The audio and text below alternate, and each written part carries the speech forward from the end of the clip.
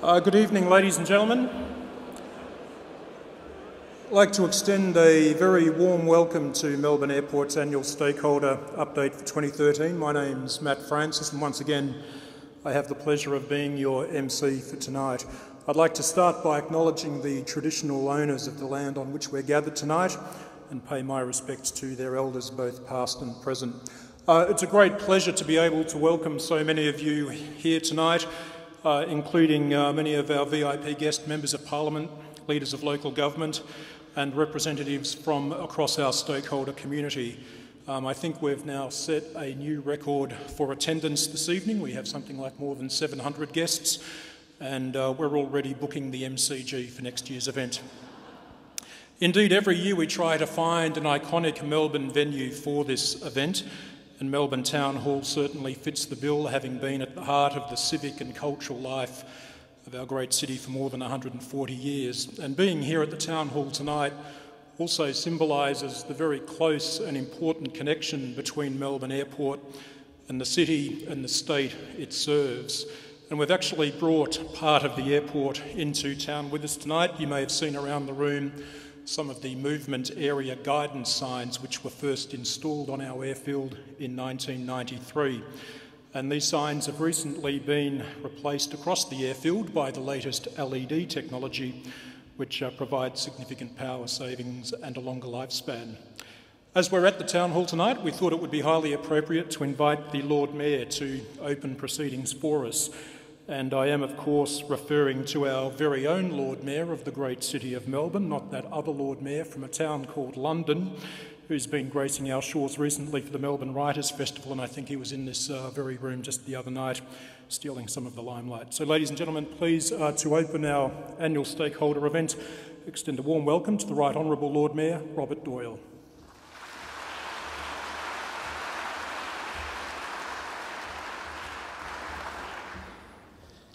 Thank you, Matt. More of Boris later. I have a few Boris stories for you. Could I acknowledge David Crawford, the Chair of Australia Pacific Airports, and Chris Woodruff, the CEO of Australian Pacific Airports Melbourne and our very own Tullamarine. And to all of you, ladies and gentlemen, welcome to Town Hall. Could I also acknowledge the Deputy Lord Mayor who is here with us tonight, members of Parliament, and all of you as special guests. Let me also acknowledge the traditional owners of the land upon which we are gathered tonight, the members of the great Kulin Nation, and pay my deep personal respects to their elders past and present, and thank their elders, particularly those of the Wurundjeri, whose lands these are, for the work that they do throughout our community as we meet here tonight. I'm delighted you're at Town Hall, and there is no more salubrious venue, Matt, and I'm sure we'll see you back here again next year. Those of you who haven't been here before, just one quick story before I welcome you very briefly. And it was a story I told when introducing Boris here for the Writers' Festival last Thursday. If you haven't been in your town hall before, this is a remarkable town hall.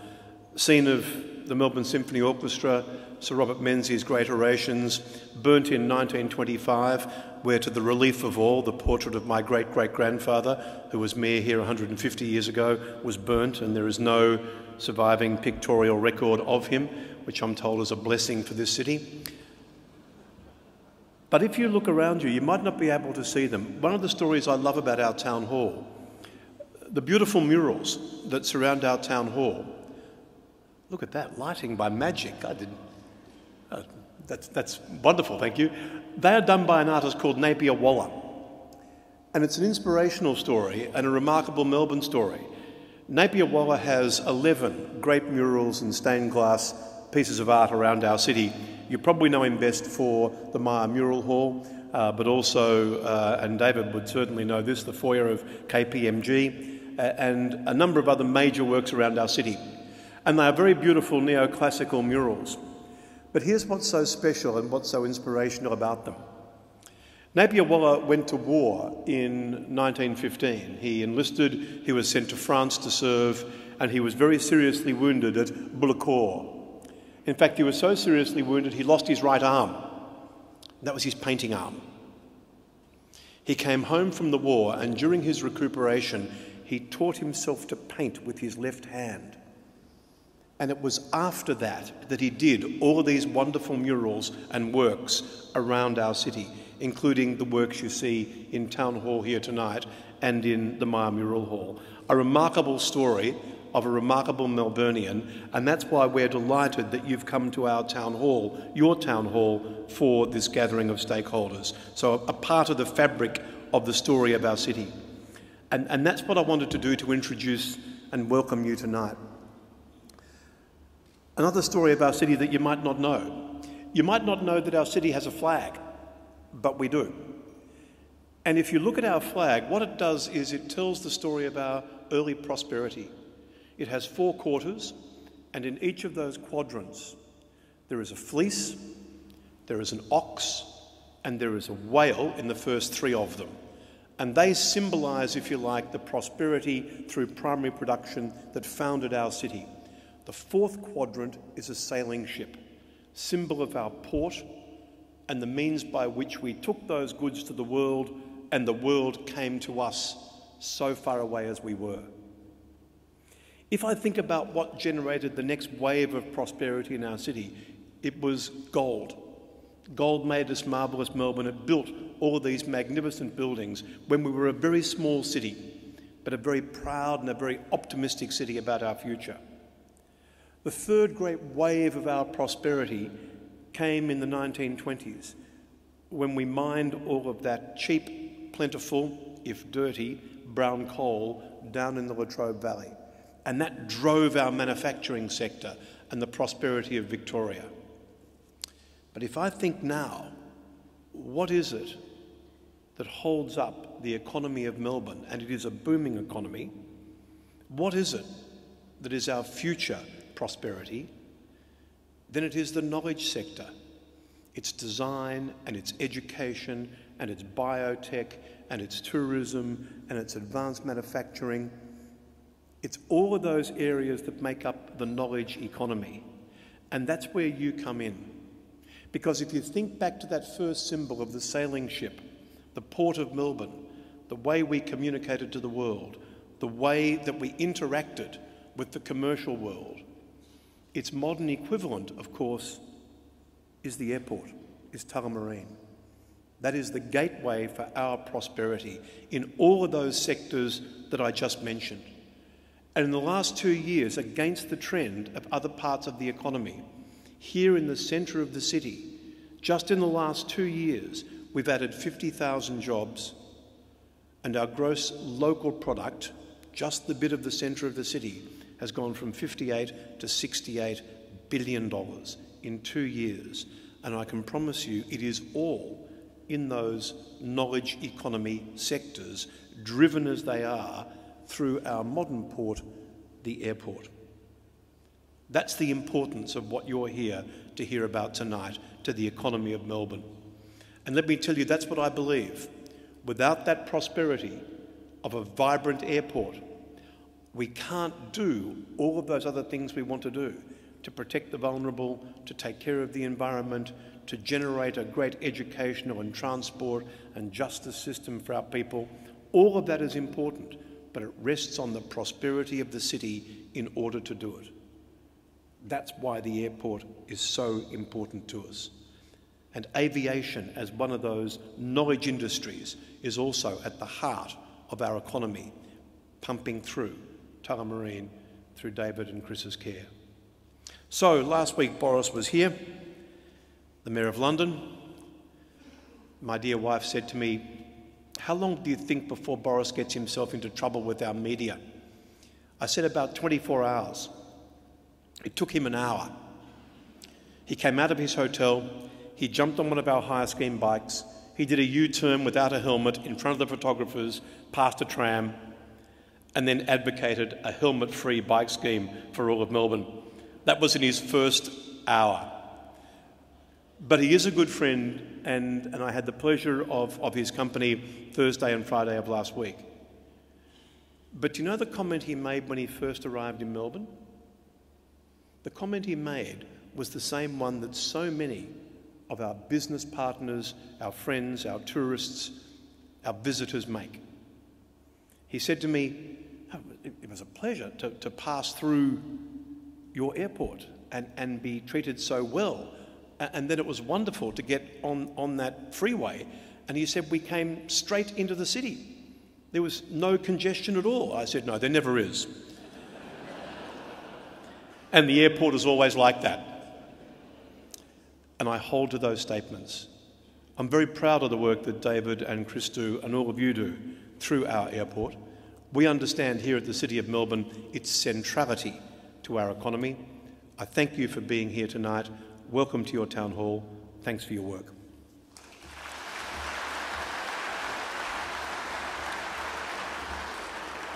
Thank you, Lord Mayor, for your very kind, warm words of welcome and for your support tonight. I'd now like to introduce the chairman of our company, David Crawford, to commence our presentation this evening.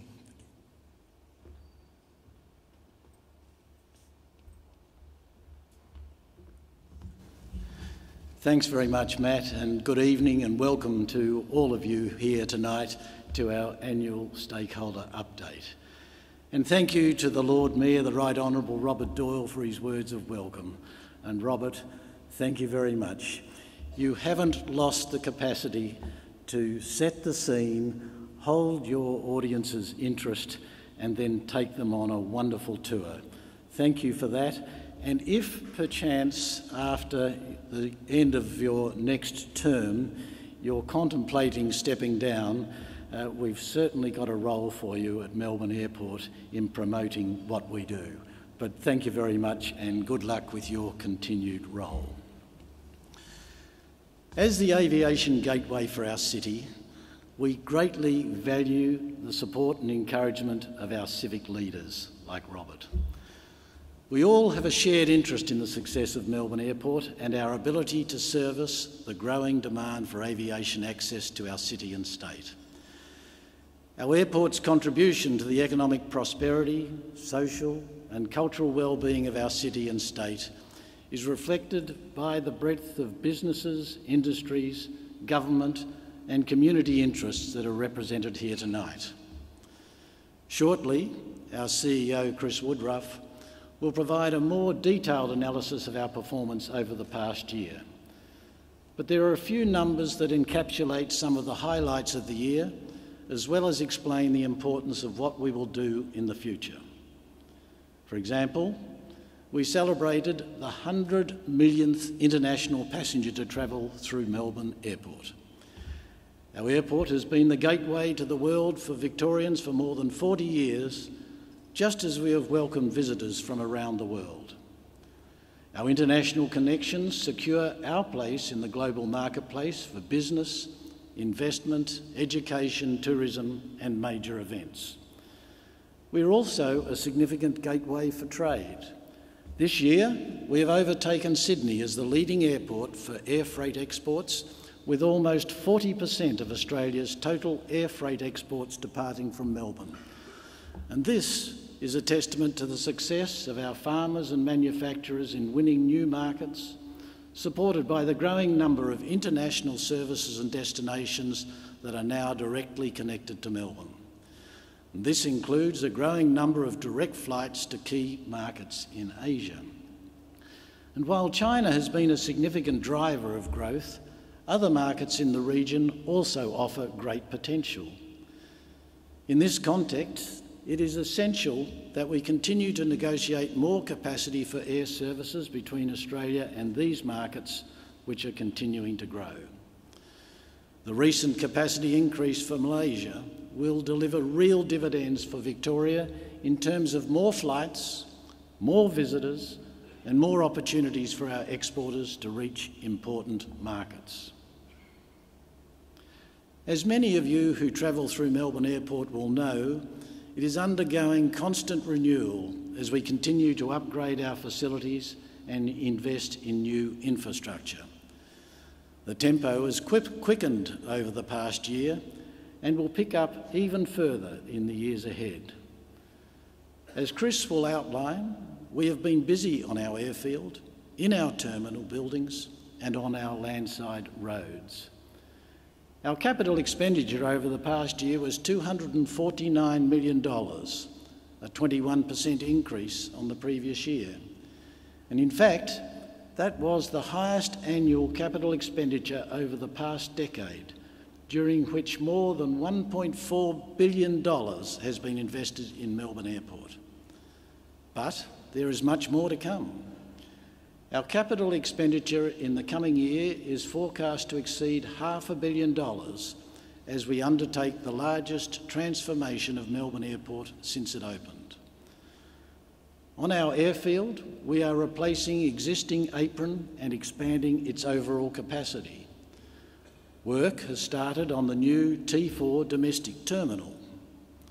We are upgrading our roads network to provide more capacity and reduce congestion. These are exciting times as we build the airport that will continue to serve the needs of Melbourne and Victoria for the decades ahead. They will also be challenging times as major construction projects are delivered at a fully operational international airport that is open 24 hours a day. But I am confident that through ongoing consultation and planning with our customers, contractors and other stakeholders, we will successfully deliver these important projects that will support the growth of the airport, our businesses and communities into the future. To the team at Melbourne Airport and our customers, service providers and contractors represented here tonight, thank you for all your hard work and support in achieving the results of the past year, and we look forward to continuing the journey with you in the year ahead. Thank you.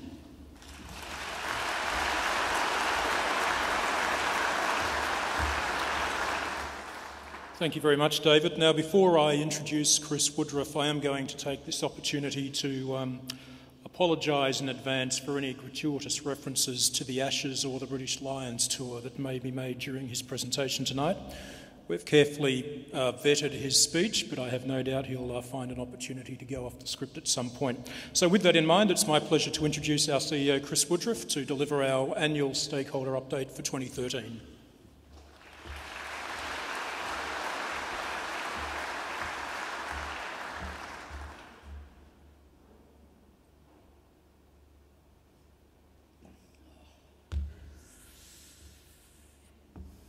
I wish it was beer. No, I don't. I drank far too much when the British Lions fans were here. Oh. Thank you, Matt. Good evening, Ni hao. And thank you for joining us here at the Melbourne Town Hall. Thank you also to the Honourable Robert Doyle for his opening remarks. The Lord Mayor is a passionate advocate for our great city, for which we are proud to be the aviation gateway. If you're attending our stakeholder event for the first time, a very warm welcome, and it's good to see so many familiar faces back here again as we continue the journey of growing Melbourne Airport. This year is something of a milestone in the history of Melbourne Airport. It has been another year in growth of our passenger numbers, and we've also been preparing the foundations for the biggest transformation of Melbourne Airport yet. We have started planning for and delivering projects that will ensure Melbourne Airport continues to meet the growing demand for aviation access to Melbourne and Victoria in the years and decades ahead. As Melbourne and Victoria grow, so will our airport. Tonight, I'll outline our plans for the future as we reflect on our performance over the past year against our 4 company goals of market share, financial performance, our reputation and our team. One of the most important things we do every day is to ensure that we provide a safe and secure environment for our passengers, our staff and our visitors.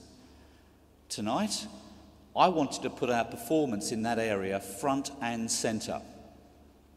For the year just ended, there were 664,000 construction hours worked, with 1 lost time injury.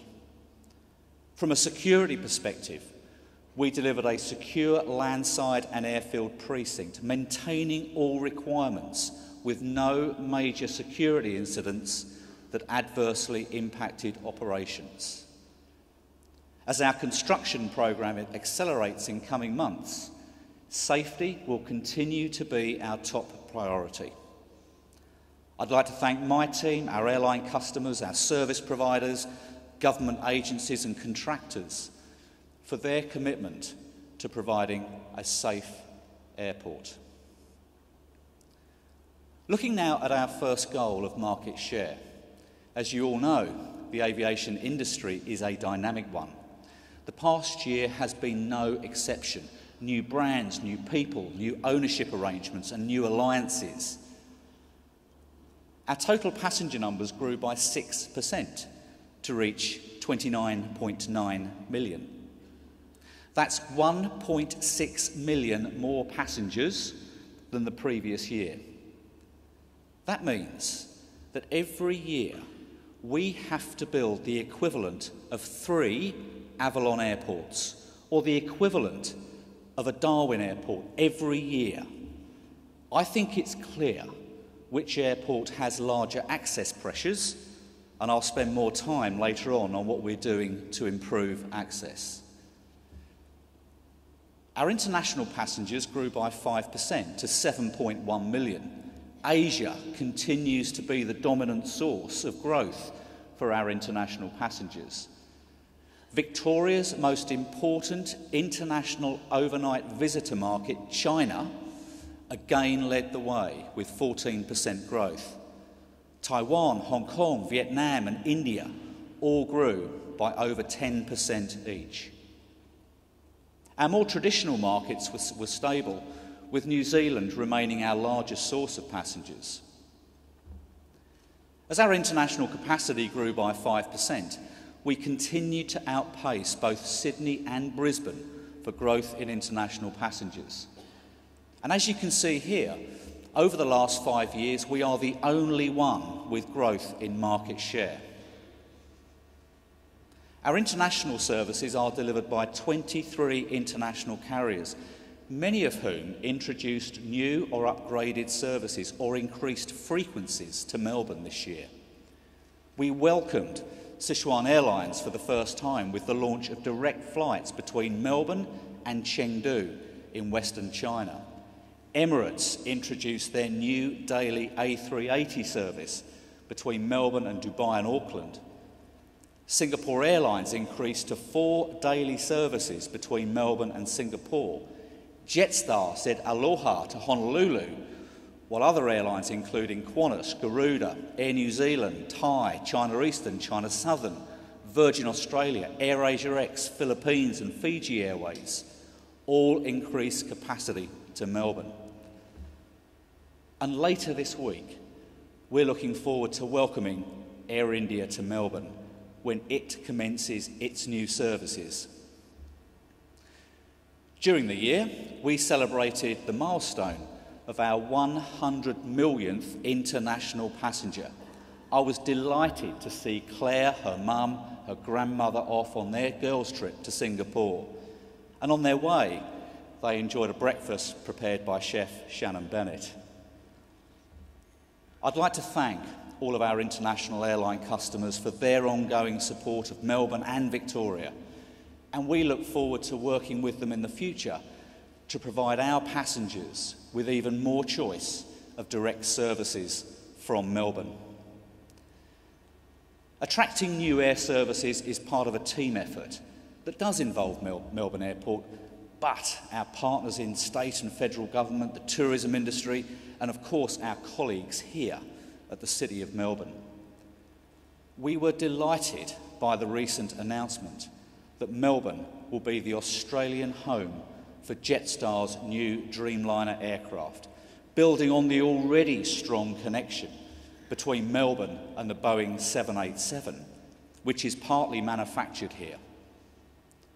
We are focused on realising the opportunities for Victoria coming from fast-growing markets like China.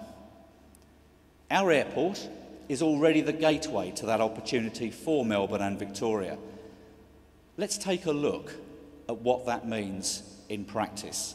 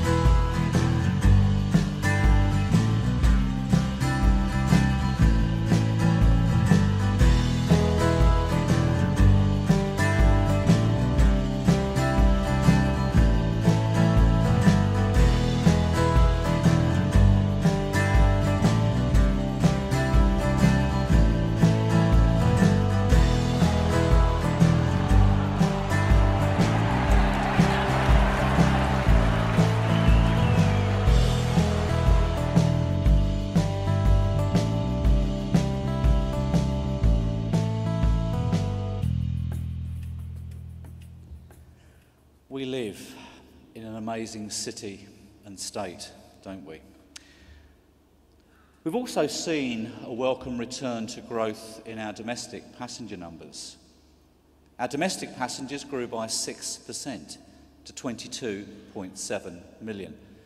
Making up around 3/4 of our passengers, it's our domestic growth that will play a large part in our transformation over the coming years. I'll take you through some more details of the exciting developments we have planned for our domestic passengers shortly. Last year has seen the changes to the structure and makeup of some of our domestic airlines, and we look forward to further strengthening our relationships with all of those domestic airlines. It was great to see Tiger Air continuing to rebuild its services. In partnership with Virgin Australia, we completed the refurbishment of Terminal 3, which included a makeover for the arrivals and check-in halls, both terminal concourses and 12 gates, while Virgin's operations continued seamlessly around construction. Jetstar continued its support for its home state, increasing seat capacity out of Melbourne by 16%. Turning now to freight, medical supplies, fresh meat, fruit and vegetables, X-rays, precious stones and metals. These are just some of the high-value, time-sensitive exports that are loaded onto our international flights every day. Our growth in international passenger services supports increased freight capacity. We are now the biggest exporter of air freight in Australia, as our freight exports grew by 15% over the last year. It also confirmed Victoria's place as the freight state, all of which is underpinned by our curfew-free 24 hours a day operation. Our curfew-free operations also support Victoria's vision of becoming the food bowl for Asia. It also provides rural and regional Victoria unprecedented access to critical export markets. It is essential that our air services agreements also support this vision by providing enough capacity to these important markets. However, in supporting this vision for our state, we must also address the reality that as we increase passengers and freight, we also continue to put pressure on our already congested road network. It was in this context, it was pleasing to see the recognition in the Victorian Government's recent freight plan of the importance of access to our freight gateways. Our customer service transformation began more than a year ago, but over the last 12 months, we've started to see the results of some of that work. We've appointed new cleaning contractors and a new landside security team. They've both been put to the test, and we're pleased to report have delivered some great results for us. Every passenger or visitor who comes to Melbourne Airport has contact with a number of different organisations. Whether it be the parking attendant, the security team, the baggage handlers, the cleaners, buying some duty-free or passing through customs. Each of these staff members and their organisations play a vital role in delivering service to our passengers and our visitors. We introduced the Melbourne Airport Customer Service Awards to recognise and reward that effort. And I'd like to congratulate our inaugural nominees and award winners. Technology is playing an increasingly important role in customer service at Melbourne Airport. We saw the rollout of more smart gate terminals in our international arrivals area, and we look forward to working with our colleagues in customs on future innovations. Working in collaboration with Air New Zealand, we introduced new self-service check-in in our international terminal and will soon add the ability to self-check baggage. In our terminal forecourt, we're introducing licence plate recognition technology to support traffic management and security. And you can now book your parking online and also pick up your groceries on the way home. We're continuing to focus customer service initiatives on our fastest growing international market, China, and moving from being China ready to becoming China friendly. Mandarin speaking staff have been recruited for our security team and our customer care program, and we've introduced announcements in Mandarin at our security screening points to give real-time updates. We've extended our cultural training for our operational staff as well as our cultural events programs. Throughout the year, we welcomed representatives from China Southern and Chengdu Airport as part of our staff exchange program. And earlier this month, we sent some of our team to Chengdu and Guangzhou to share knowledge and experiences. Our team also managed to find time to experience aspects of life in Chengdu. Although I'm pleased with our financial performance over the last year, as with many organisations, there is always more we can do to improve our efficiency. Our three main revenue streams, aeronautical, retail and property, all increased, resulting in a 9% rise in total revenue to $642 million. Retail revenue was heavily impacted by the federal government cuts to duty-free cigarette and tobacco allowances. Operating costs and operating profit both increased, with profit before tax and change in the fair value of investment property reaching $245 million. Our capital expenditure increased by 21% this year. In fact, we think we'll be spending an average of $500 million a year for the next few years. This is twice the level of our pre-tax profits. It's also more than 4 times our annual revenue from car parking, and it's all being invested in vital infrastructure to support Victoria's growth. Our financial performance is supported by a targeted program of investment that ensures we have the capacity to meet our customers' needs and grow into the future. One of those customer needs is about access. Let's take a closer look at what we've done so far to improve access and what's still to come. In the last 12 months, we've redeveloped one of the most congested and keenly contested areas on our precinct, our main terminal forecourt. We added new lanes and more pickup bays for the general public.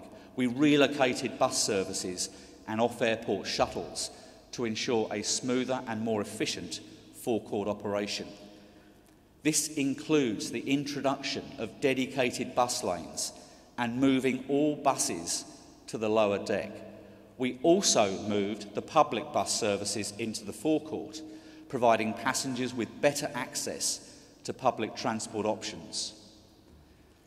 With the southern part of our precinct becoming increasingly busy, we also extended Francis Briggs Road to improve the flow of taxi traffic. This complements the new entrance to the outdoor car park on Mercer Drive and also reduces traffic along Melrose Drive. As part of our preliminary works for our new domestic terminal, we relocated the airside services gate and extended Airside Road. If you've been out to the airport over the last 6 months, you'll have seen the hoarding along our main entry road, Terminal Drive. To also improve traffic flow, we're doubling the capacity of this major road by adding 2 new lanes. Soon, we'll commence works on duplicating Melrose Drive, doubling the capacity of another major arterial road for our growing southern precinct and business park area. And shortly, subject to final approvals, we'll start work on the extension of Airport Drive. This will provide access to the airport precinct from the M80 ring road, particularly for our growing freight and business park. Our new domestic terminal will take millions of passengers away from the central terminal precinct, dramatically reducing congestion. We're also progressing with the mother of all elevated roads, which is still waiting for a better name if you can think of one. At last year's event, I announced our long-term solution to improving road access. As you can see from this fly-through, since then we've been hard at work on the detail. Here you can see how the road will look and how it integrates with our new domestic terminal, our main terminal precinct and our existing road network. The elevated loop road is included in the draft 2013 master plan. We've started work on the detailed planning in preparation for the construction of the first phase, which will prioritise the upper departures level and separating vehicles and pedestrians. This is still, of course, subject to various approvals. But there's only so much we can do. We also need government to do its bit by upgrading the connecting infrastructure to Melbourne Airport. We need a rail link to Melbourne Airport, and we need it sooner rather than later.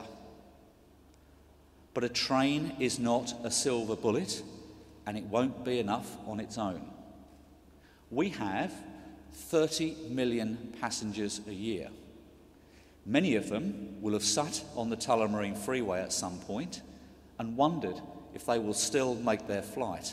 I suspect many people in this room have had a similar experience. By 2020, we will have 10 million more passengers than today.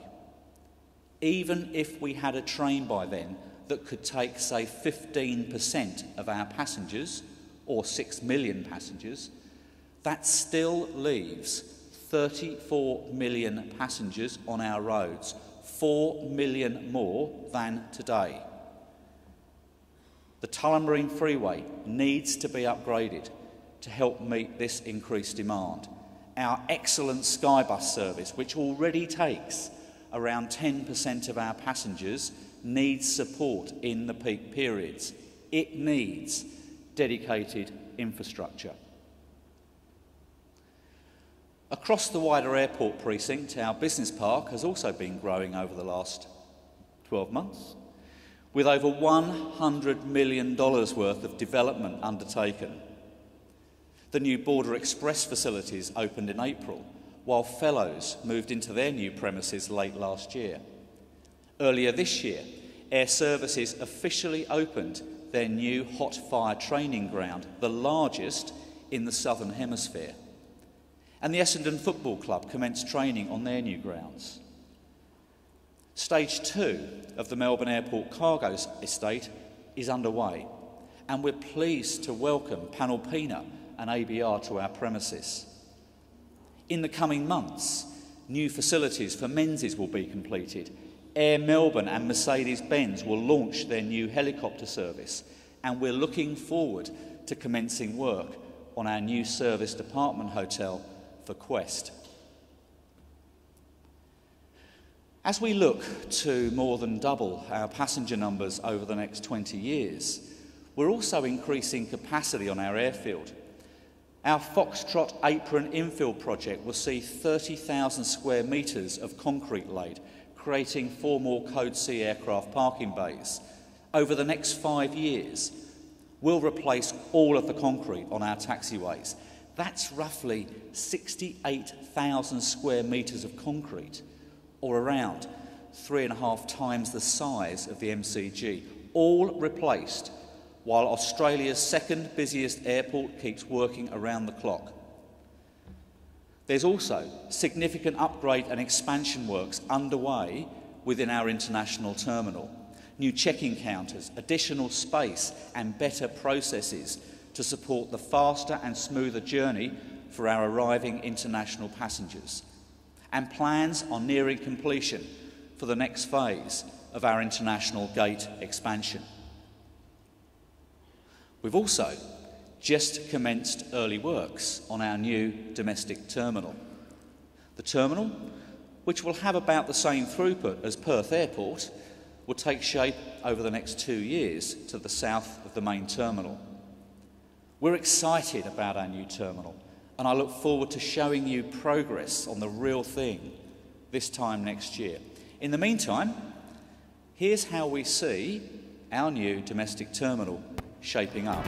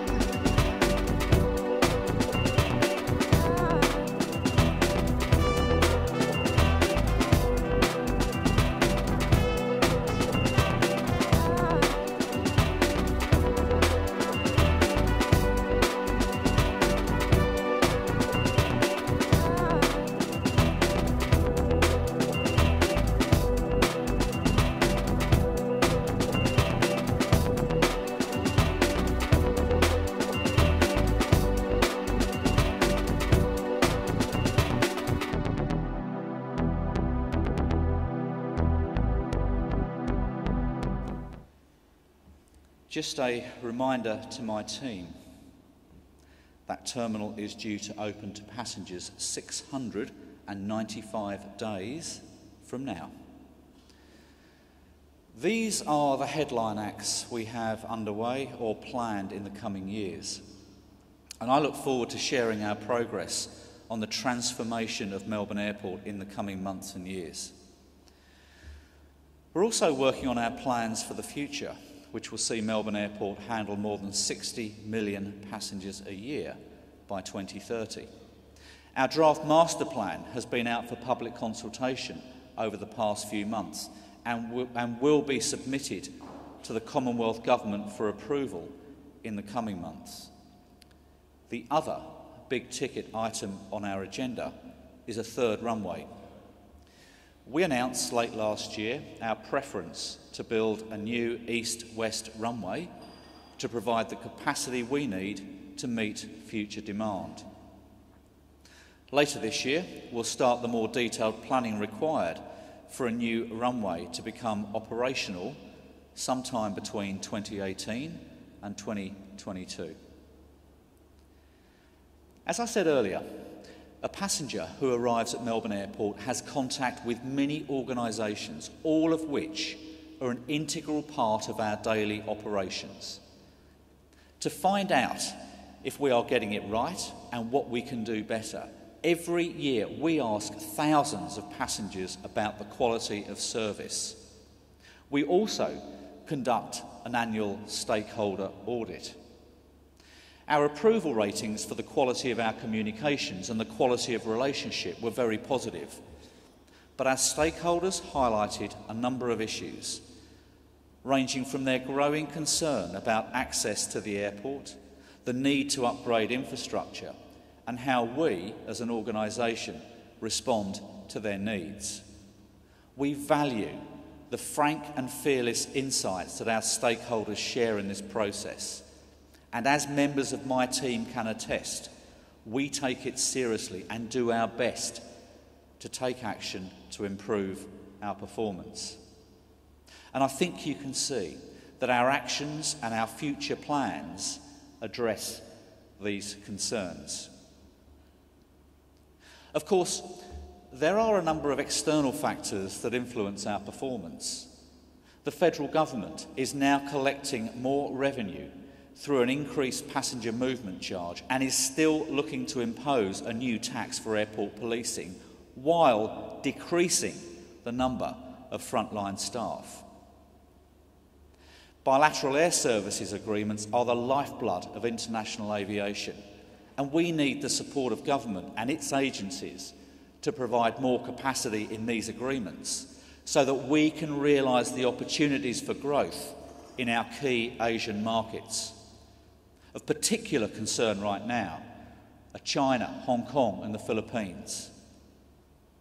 For example, the welcome decision to increase capacity between Malaysia and Australia has seen Malaysian Airlines announce plans for a third daily service from Melbourne to Kuala Lumpur. AirAsia X will also be increasing its flights from 9 to 14 a week.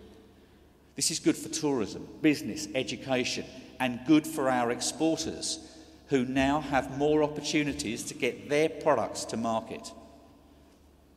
At the state level, we've been talking to the government about protecting our curfew-free operations through their Metropolitan Planning Scheme review, and we've continued to work to implement its reforms of the Victorian taxi and car hire industry. We also continue to improve the way we communicate with key community groups. Over the last year, attendance at the Community Aviation Consultation Group has grown from around 30 to almost 500 people. This is a testament to the group's significance and, importantly, provides us with the opportunity to talk directly with members of our local community about our plans. We remain proud supporters of the Salvation Army, Western Chances, Conservation Volunteers, Destination Melbourne and the Essendon and Western Bulldog football clubs. The organisations we support play a vital role in creating opportunities and supporting people with further education and development to assist them in making a future for themselves. We've also worked closely with the Hume Council on raising awareness around airport job opportunities. I'd like to thank especially Frank Maguire for his excellent leadership in this process. As we manage a site of around 2,400 hectares that supports hundreds of aircraft movements and hundreds of thousands of vehicle and people movements every day, we are committed to minimising the environmental impact on our operations. Our Tri-Generation project, which is now under construction, will provide a more secure and flexible power source for the airport for many years to come. Run by natural gas, it will also reduce our carbon emissions by around a third every year. Working with Climate Friendly, we offset all of our company vehicle emissions and staff flights, Our long-term car park bus fleet is also now carbon neutral, as indeed is this evening's event. As I mentioned earlier, the safety and security of our staff, passengers and visitors remains a priority. As part of the federal government's initiative to improve security, we installed body scanning technology in our international departures area in September last year.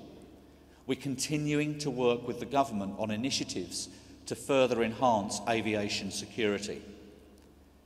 As our construction program intensifies, the need for us to continue working safely is critical. To manage this, we've strengthened the capability of our safety team and further embedded procedures for the new Australian safety standard into every aspect of our business. Safety is a priority in our everyday activities. I've talked a lot tonight about our infrastructure, but for all of our runways and our roads, it's our people who really make Melbourne Airport tick. We have around 80,000 passengers and visitors on our precinct every day, and I have a great team looking after every single one of them. When there's a medical emergency or an operational issue or a passenger needing a helping hand, it's our people who are there to assist.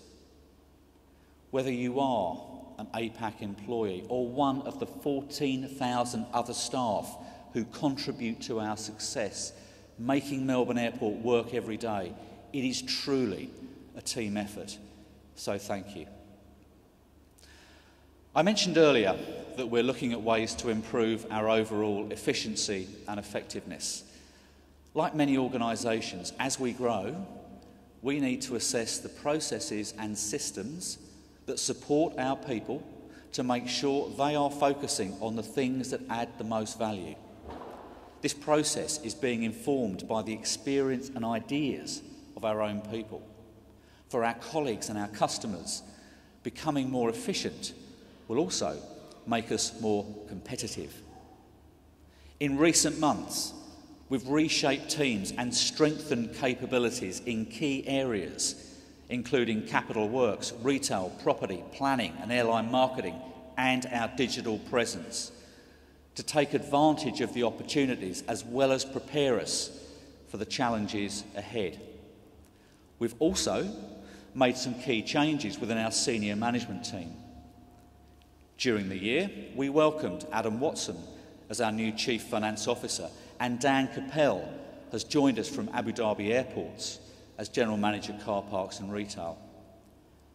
And when our MC, Matt Francis, concludes tonight's proceedings, he will also be signing off for Melbourne Airport. We do, however, welcome back Carly Dixon to the role of General Manager, Corporate and Public Affairs. We thank Matt for his outstanding contribution and we wish him well for the future. More broadly, staff engagement rose in this year's staff survey. The survey also showed that we have some work to do to improve our systems and our processes to support the business. The overwhelming theme, though, was that my team is proud to work at Melbourne Airport and are proud of their contribution to our success and Victoria's growth. I couldn't ask any more than that. So to my team who are here tonight, thank you.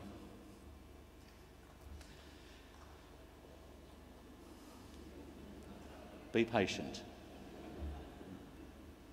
They do deserve a great round of applause later. There's a lot going on at Melbourne Airport, and I, for one, am pretty pumped about what lays ahead of us. I think you'll agree the best is yet to come.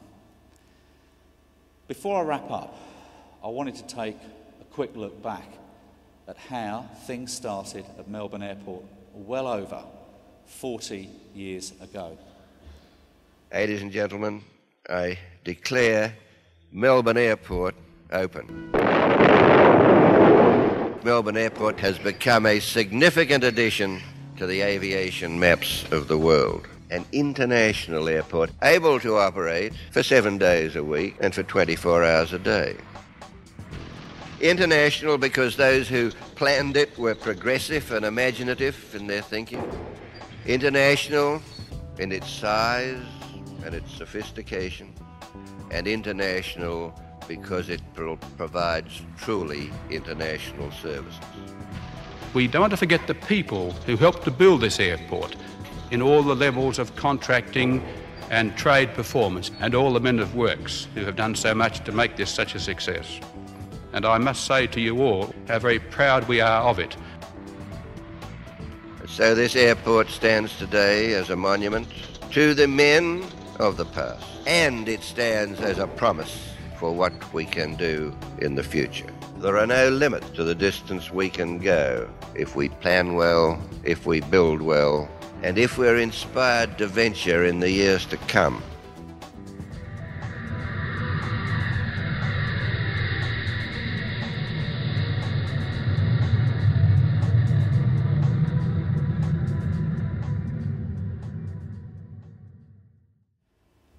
While I won't comment on the safety practices we've just seen, the opening of Melbourne Airport was indeed a momentous occasion.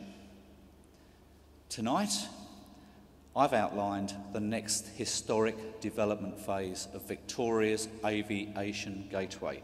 To recap, $249 million worth of capital expenditure last year delivered improved access, redevelopment of our forecourt, an extension to Francis Briggs Road, relocation of Airside Services Gate, an extension to Airside Road, a new entrance to the outdoor car park, duplication of Terminal Drive, plans to extend Airport Drive, detailed planning for the elevated loop road, redevelopment of Terminal 3, and the start of works on our new domestic terminal.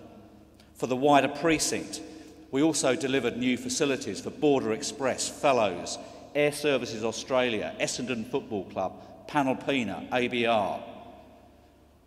Over the coming years, we'll deliver more aircraft parking bays, improved aircraft taxi lanes, a new domestic terminal, a new ground transport hub, a new, more reliable source of power, duplication of Melrose Drive, further significant improvements to our internal road network, and a new road connection to the M80 and transformation of our international terminal. And, subject to the final approvals, we'll also start the new elevated road network, prioritising the elevated forecourt. Over the next 2 years alone, we'll spend $1 billion of funds we generate on enhancing our facilities and improving access. Over the next 2 years, that capital expenditure will make us the state's largest private investor. It will also create thousands of on-site construction jobs. We'll be transforming Melbourne Airport and will deliver this transformation safely and efficiently, while Victoria's international aviation gateway keeps operating and growing. As Prime Minister Gorton said, there are no limits to the distance we can go if we plan well and if we build well and if we are inspired to venture in the years to come. We are planning well, we are building well, and let me also assure everyone here tonight that we're inspired. I feel proud and privileged to lead this company and our people, and I'm looking forward to working with you all to deliver a transformed Melbourne Airport. Thank you. Sheshe.